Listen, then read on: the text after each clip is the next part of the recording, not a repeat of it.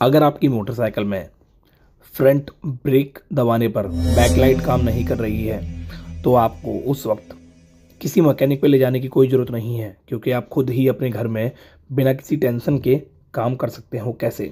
सबसे पहले आगे की ब्रेक लूज़ करनी है कुछ इस तरीके से। ओके, ब्रेक लूज़ करने के लिए आप अपने हाथ का उपयोग कर सकते हो, या फिर आप 14 नंबर की चाबी का भी उपयोग कर सकते हो, प्लास का भी उपयोग कर सकते हो। और ये कॉमन सी बात है, बहुत छोटी सी चीज़ है, आपके घर में होगी ही ज़रूर, नहीं होगी तो आप टूल किट चेक कर सकते हो। उसके बाद कुछ इस तरीके से ब्रेक के केबल को बाहर निकालना है, बहुत ही आसान तरीके से। ठीक है, ये हमारा ब्रेक लीवर एकदम फ्री हो चुका है। ओके, ये जो क्लच आप इसके अंदर जो आप ब्रेक स्विच देख रहे हो, ये ब्रेक स्विच बिल्कुल ठीक है, बट आपको ट्रेनिंग देने के लिए, समझाने के लिए, सिखाने के लिए मैंने एक ब्रांड न्यू बाइक का खोल के दोबारा रिप्लेस करके दिखाया है इसके अंदर। तो 10 नंबर की टीटोमी और 10 नंबर का रिंग पाना, इन दोनों की मदद से आप लीवर के बोल्ट को खोल सकते हो। आप टीटोमी की जगह चाबी भी ले सकते हो, बस आपको ध्यान रखना है कि 10 नंबर का नट ही इसमें लगेगा, और 10 नंबर के नट के लिए आपको 10 नंबर की चाबी, रिंग पाना या कुछ भी ले सकते हो जो 10 नंबर का होता है, नीचे या ऊपर दोनों की तरफ आपको 10 नंबर का यूज़ करना है टूल। ये है लीवर इसके अंदर, इसको बोलते हैं ब्रेक लीवर, ये बिल्कुल ठीक है और ये ब्रांड न्यू है।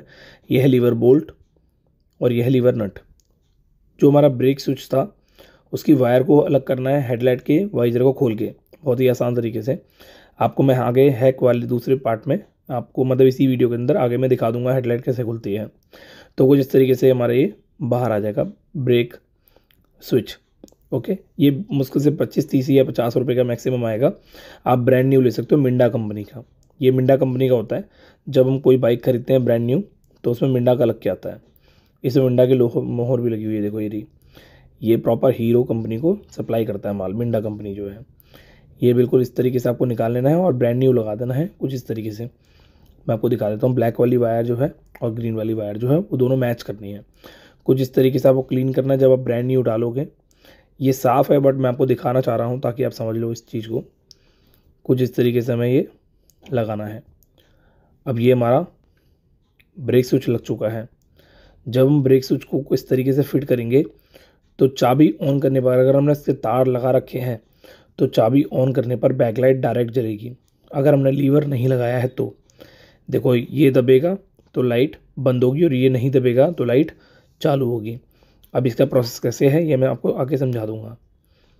कुछ इस तरीके से ये आपको वायर जो है लगानी है, हेडलाइट कैसे खुलती है मैं आपको आगे बता दूंगा। और ये लीवर कुछ इस तरीके से लगाना है, जिस तरीके से हमने बोल्ट खोला था उस तरीके से ही वापस लगाना है। क्लॉकवाइज सारे बोल्ट टाइट होंगे। ये जो बोल्ट है ये नीचे टाइट हो जाएगा और उसके बाद हमें नीचे का नट भी साथ के साथ टाइट करना है। 10 नंबर के पाने से नट को पकड़ लें ताकि वो नीचे घूमे ना, और उसको टाइट कर दें। लीवर इतना टाइट करें कि इसमें प्ले हो, ठीक है ना, ज़्यादा प्ले नहीं होनी चाहिए, कम प्ले होनी चाहिए। ब्रेक की केबल को जैसे आपने निकाला था बाहर बिल्कुल सेम वैसे ही लगा दें। ध्यान रहे ब्रेक नीचे से लूज़ होनी चाहिए, अगर ब्रेक नीचे से लूज़ नहीं हुई तो ब्रेक केबल आपकी नहीं लग पाएगी, इसका आपको ध्यान रखना है।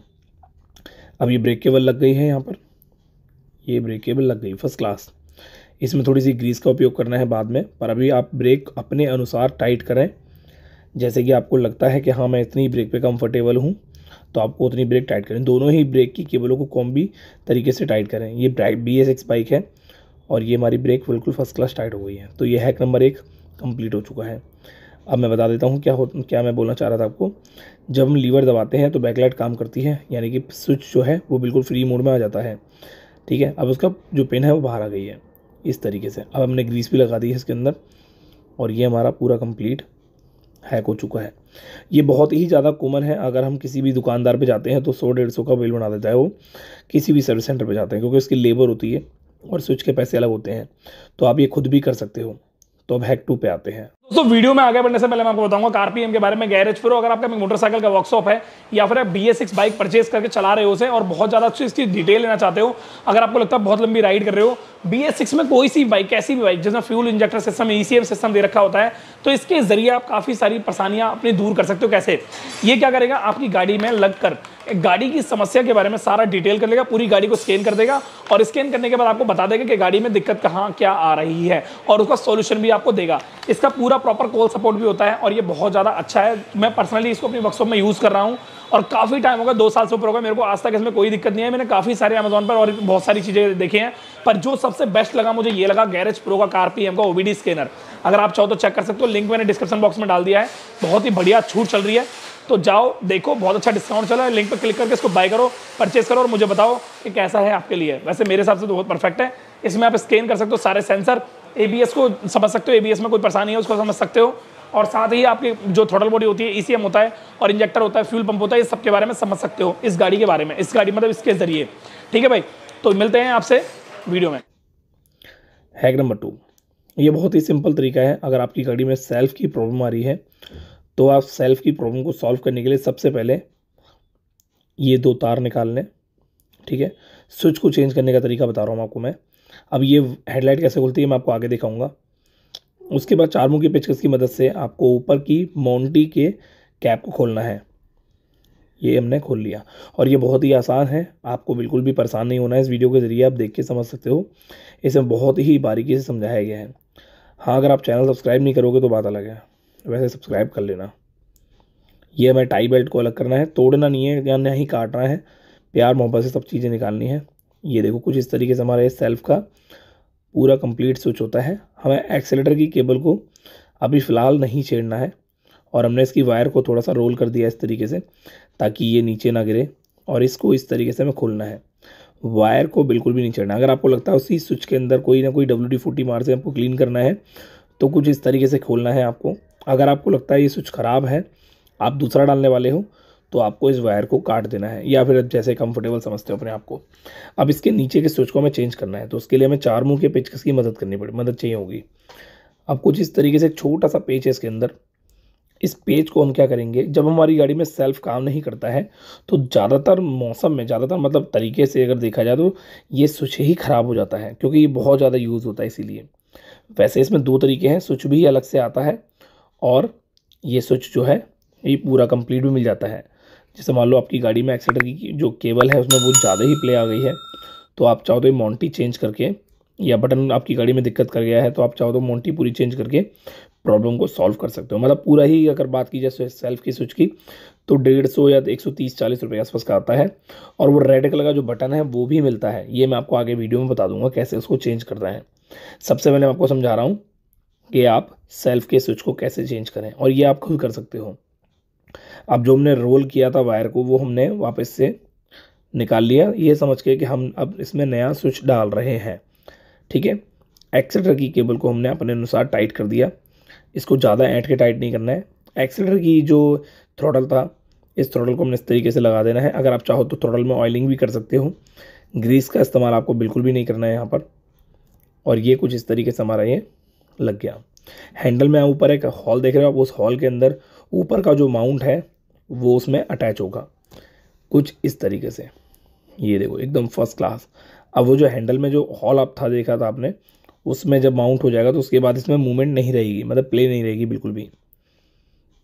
ये देखिए बिल्कुल परफेक्टली टाइट हो चुका है ये देखिए एकदम परफेक्ट। अब ये हमारा एक्सीलरेटर जो है परफेक्ट काम कर रहा है। हमने इसका सेल्फ का स्विच चेंज किया है, आपको वीडियो में दिखा के। स्विच वही है बट हमने रिप्लेस करने का तरीका आपको समझाया है। और ये कुछ इस तरीके से इसके वायर को वायर से जोड़ना है। वायर को वायर से जोड़ने के लिए आपको बहुत सिंपल तरीका आजमाना है। जिस कलर की वायर है उसी कलर की वायर को अटैच करना है दूसरे कलर से। ठीक है, अब देखो जैसे कि ब्लैक को ब्लैक से अटैच करना है और येलो को येलो से अटैच करना है। आपको ध्यान देना है कि जो वायर है उसका कलर बिल्कुल भी मिसमैच नहीं होना चाहिए। टाई बेल्ट आपने जैसे खोली थी बिल्कुल सेम वैसे ही आपको टाई बेल्ट को लगा देना है। ज़्यादातर केस में क्या होता है, टाई बेल्ट को हम काट देते हैं या तोड़ देते हैं तो वो बहुत गलत होता है। गाड़ी के साथ की जो टाई बेल्ट होती है वो ओरिजिनल होती है, बढ़िया कंपनी की होती है। अब जब अलग से मार्केट से खरीदते हैं तो इतना मज़ा नहीं आता टाई बेल्ट में, वो अच्छी होती है। टाई बेल्ट जब लगाओ तो ध्यान रहे आपको टाई बेल्ट टाइट ज़्यादा नहीं करनी है। अब मैं बात करता हूँ सेल्फ के बटन की। देखो ये है बटन हमारा सेल्फ का। ठीक है, अब इस सेल्फ के बटन को भी हम चेंज कर सकते हैं बिना किसी टेंशन के। कैसे, सिर्फ सिंपल में हमें नीचे का 4 मुंह का पेज खोलना है और ये पूरा बटन ही हमारा चेंज हो जाएगा। और अगर बटन में दिक्कत है तो हम WD-40 स्प्रे से भी इसको यूज़ कर सकते हैं। और ये सिर्फ 1 से 1.5 मिनट का काम होता है, आप घर पे भी ठीक कर सकते हो। अब ये कुछ इस तरीके से हमारा ये जो बटन है ये वापस से लग गया। अब मैकेनिक के पास आप ले जाओगे तो मैकेनिक के ऊपर डिपेंड करता है वो किस तरीके से आपको ट्रीट करेगा। अब चलते हैं हैक नंबर 3 पे। तो ये है हमारा हैक नंबर 3। आपने देखा होगा अक्सर हमारी गाड़ी में क्या होता है, हम क्लच दबाते हैं तो सेल्फ काम नहीं करता है। स्प्लेंडर गाड़ी की बात कर रहा हूँ मैं। क्लच दबाने पर सेल्फ काम ना करने का रीज़न होता है सामने जो आप 2 क्लिप देख रहे हो, इन क्लिप का लूज़ हो जाना या फिर स्विच जो होता है वो उसका ख़राब हो जाना। उस दौरान आप क्लिप को टाइट कर सकते हो कुछ इस तरीके से। और अगर आपको फिर भी सेल्फ काम ना करे क्लच दबाने पर गियर में, और I3S भी काम ना करे, तो उसके लिए उस पोजीशन में आप इस पिन को दबाने के बाद भी काम ना करे I3S और गियर में सेल्फ, ये दोनों ही पैटर्न जो है इससे फॉलो होते हैं। क्लच दबाने पर अगर ये काम नहीं करता तो उस दौरान आपकी गाड़ी का स्विच ख़राब हो गया है। अब स्विच को चेंज कैसे करना है ये बहुत बड़ा मैटर है। कभी कभी इसको खींच के भी हम कर देते हैं, कभी कभी क्या होता है स्विच अंदर चले जाता है ज़्यादा, तो हमारा ये उस टाइम काम नहीं करता तो हम खींच भी सकते हैं। बट अभी फ़िलहाल हम इसको चेंज करना सिखाते हैं। तो हमने लीवर को अलग कर दिया है। पहले हैक में हमने देखा था लीवर कैसे निकालते हैं, सेम वही तरीका है, बस इसमें क्लच लूज करना पड़ता है। ये होता है हमारा छोटा सा स्विच। इसकी कीमत ज़्यादा नहीं होती, 20, 25, 30 रुपये, मैक्सिमम 50 रुपये का आता है। ओरिजिनल मिंडा कंपनी का इसमें स्विच बहुत बढ़िया होता है, ओरिजिनल होता है। अब इस स्विच को चेंज करने के लिए हम किसी भी दुकान पे जाके ये स्विच खरीद सकते हैं। जितनी भी हीरो की बाइकें होती हैं 100 सीसी में, उन सभी बाइकों का सेम होता है ये।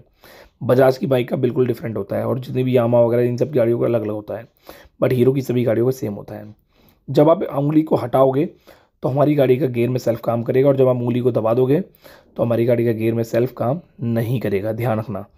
भले ही दोबारा रिपीट कर लेना इस चीज़ को रिवर्स करके। अब कुछ इस तरीके से हमारा नया स्विच इसमें इंस्टॉल हो जाएगा प्लस। और हाँ एक चीज़ और, जब आप इसको पीछे की तरफ खींचोगे तो आराम से खींचना है, और ध्यान रहे जिस हॉल में आप इसको लगा रहे हो उस हॉल के अंदर क्लीनिंग होनी चाहिए, और हो सका थोड़ा सा ऑयल या ग्रीस का इस्तेमाल भी कर सकते हो आप। इसकी प्रॉपर टाइमिंग लानी है, अगर आपने हल्की सी भी लापरवाही करी तो दिक्कत हो जाएगी। अब चलते हैं आगे।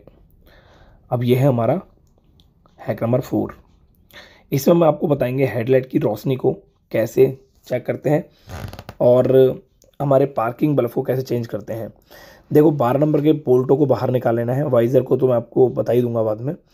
तो वाइज़र वैसे बहुत सिंपल है, 10 नंबर के बोल्टों को बाहर निकाल के वाइज़र को अलग कर सकते हो, इंडिकेटर की वायर अलग करके वही कलर टू कलर, और ये 12 नंबर के बोल्ट खोल के कुछ इस तरीके से हमारी हेडलाइट बाहर आ जाएगी। अब ये पार्किंग बल्ब और हेडलाइट बल्ब को हम साफ भी कर सकते हैं। ध्यान रहे जब आप बल्ब को बाहर निकालोगे या फिर आप कपलर को बाहर निकालोगे तो एक चीज़ का आपको खासकर ध्यान देना है। जैसे कि कपलर मैंने बाहर निकाला तो मैंने वायरों को नहीं खींचना है, कपलर को ही खींचना है। और अगर मैं किसी बल्ब को बाहर निकाल रहा हूँ तो बल्ब को बाहर निकालते समय मुझे एक चीज़ का बहुत ज़्यादा खासकर ध्यान देना है। अब वो क्या ध्यान देना है मैं आपको आगे बताऊँगा। देखो ये पूरी प्रॉपर हेडलाइट है, उसमें एक पेज दिख रहा होगा नीचे की तरफ आपको। ये पेज किस काम का है ये मैं आपको आगे बताऊँगा। ये देखिए ये कुछ इस तरीके से हेडलाइट हमारी लगती है। अब रबड़ में निकालनी है, ये डस्ट रबड़ होती है, ये हेडलाइट के अंदर रबड़ जो है मतलब गंदगी जाने से रोकती है। अब ये रबड़ हमें साइड में रख देनी है। उसके बाद हेडलाइट की बल्ब को हमें बाहर निकालना है कुछ इस तरीके से। ये बहुत ही सिंपल तरीका, आप खुद भी हेडलाइट का बल्ब चेंज कर सकते हो। अगर हेडलाइट में मट्टी भर गई है तो उसे साफ़ कर सकते हो। बल्ब को कुछ इस तरीके से पकड़ना है, यही इंपॉर्टेंट बात मैं आपको बताना चाहता हूँ। बल्ब को इस तरीके से ही मूव करना है, देखना है। बल्ब को कांच के वाले पार्ट से नहीं पकड़ना है। वहाँ आप ऐसा करोगे तो आपके हाथ की जो फिंगर की प्रिंट है वो सारे बल्ब पे आ जाएंगे और बल्ब ख़राब हो जाएगा, मतलब बल्ब में दिक्कत आएगी फिर, ठीक है, प्रॉपर रोशनी नहीं आएगी और बल्ब के ऊपर फिंगरप्रिंट के निशान आ जाएंगे, मतलब बल्ब में मज़ा नहीं आएगा। फिर कुल मिला के आप समझ गए होगे, समझदार तो हो ही आप, क्योंकि आपने इस चैनल को सब्सक्राइब कर लिया है, ठीक है। कुछ जिस तरीके से हमारा बल्ब साफ़ हो जाएगा बाहर निकाल के, और हेडलाइट के अंदर हम कपड़ा डाल के साफ़ कर सकते हैं। ध्यान रहे पेचकस वगैरह नहीं डालना है, नहीं तो फिर हम स्क्रैच आ जाएंगे और आपको दिक्कत होगी बहुत ज़्यादा। गाड़ी की हेडलाइट देखने में बहुत बड़ी बेकार सी लगेगी। और कुछ इस तरीके से हम बल्ब को, ये वाला बल्ब हम बाहर निकाल सकते हैं, और अगर चाहो तो आप कपड़े को भी यूज़ कर सकते हो। अगर आपको ये बल्ब चेंज करना है तो बहुत ही सिंपल वे में आप इस बल्ब को बाहर निकाल के, और जब आप इसको लगा रहे हो तो इसको इस तरीके से लगा देना, और बाद में कपड़े से इसको साफ़ कर देना है। कपड़े से साफ़ करोगे बल्ब को तो जो आपने लगाया है ना उसको, तो उसकी फिंगरप्रिंट के निशान चले जाएंगे, ध्यान रखना। अब ये था हमारा हेडलाइट और पार्किंग बल्ब चेंज करने का तरीका। ये बहुत ही सिंपल था, आप खुद भी अपने घर में कर सकते हो, और ये बहुत ही ज़्यादा आसान है। अब राजवीर भाई की वीडियो देख रहे हो आप AR 10 पर, तो तो आपको ये चीज़ें सीखने को मिलेंगी। बाकी ये हो गया हमारा हेडलाइट का पूरा पैटर्न। क्लिप को ऊपर रखना है और जो स्प्रिंग वाला बोल्ट था जो मैंने बाद में दिखाया था आपको पहले, उसका क्या काम है वो बहुत महत्वपूर्ण है, वो आगे बताऊंगा वीडियो के अंदर। पर अभी फ़िलहाल इस बोल्ट को टाइट कर लेना है। बोल्ट को कुछ इस तरीके से टाइट करना है कि बोल्ट में ज़्यादा जान नहीं लगानी है, मतलब इतना टाइट करना है बोल्ट को कि ज़्यादा टाइट भी ना हो और ज़्यादा लूज़ भी ना हो, यानी कि ये बोल्ट खुलकर ना गिरे और ना ही ज़्यादा टाइट हो। कुछ इस तरीके से आपको टाइट करना है, ठीक है। अब ये क्यों करना है ये मैं आपको हैक नंबर 5 में बताऊंगा। ये देखो, याद है आपको हमने हैक नंबर 4 में क्या सीखा था कि हेडलाइट को ज़्यादा टाइट नहीं करना। उसका रीज़न यही है, हम हल्का सा हेडलाइट के बोल्ट को लूज़ करके उसके फोकस को ऊपर नीचे कर सकते हैं। कैसे? ये देखो, हेडलाइट स्टार्ट करी, अब हमने वाइज़र को हटा के हेडलाइट को जैसे हम चाहते हैं वैसे इसका फोकस सेट हो जाएगा। बट अगर हमने हेडलाइट के बोल्ट को ज़्यादा टाइट कर दिया लूज़ करने के पर टाइम पर हमारा ये बोल्ट नहीं खुल पाएगा और आपको बहुत दिक्कत होगी। जिधर आपको फोकस चाहिए उस साइड आप इसके बोल्ट को टाइट कर सकते हो। तो यही था पूरा पैटर्न। नीचे के पेज की वजह से भी आप हेडलाइट की रोशनी को ऊपर नीचे कर सकते हो और ये बहुत ही सिंपल पैटर्न था। अगर आपको ये वीडियो लाइक करनी है तो लाइक कर दो यार, बड़ी मेहरबानी होगी। और इस चैनल को सब्सक्राइब करके वीडियो को शेयर जरूर करना। Thank you.